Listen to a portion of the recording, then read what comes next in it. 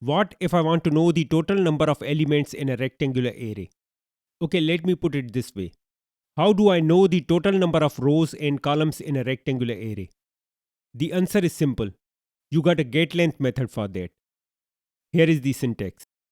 So what's the use of this getLength method? Where do I have to use it? Actually, this getLength method is especially useful when you loop through all the elements of a specific dimension in the array. I will show you a loop example later in this video. Right now, let's focus on getLength method for now. Okay, back to method definition. Now all you have to do is pass the dimension index in this method. And in return, this method will give you the length of a particular dimension.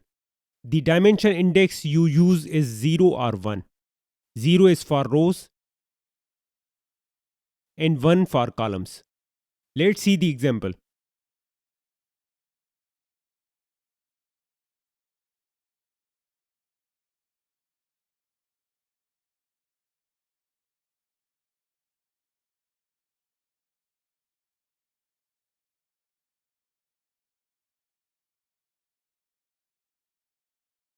Click run.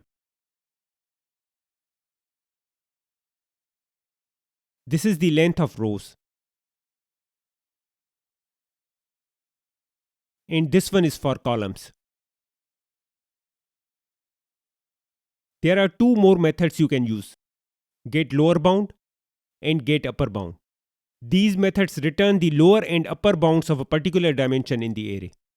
So what is the lower and upper bound?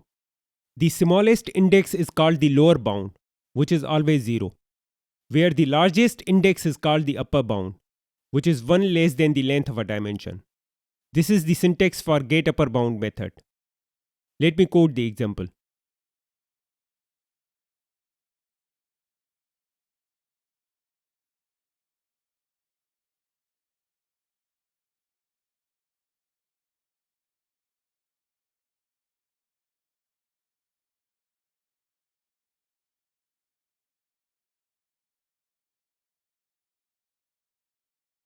These are the dimension indexes: 0 for rows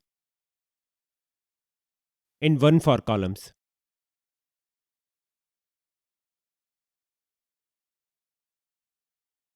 This is the largest row index, and this one is the largest column index.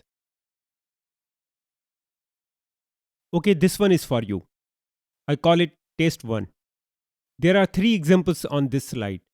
Example 1, 2, and 3. What you have to do is use getLength method to get the total number of rows and columns, and also use GetUpperBound method to find the upper bound of each dimension.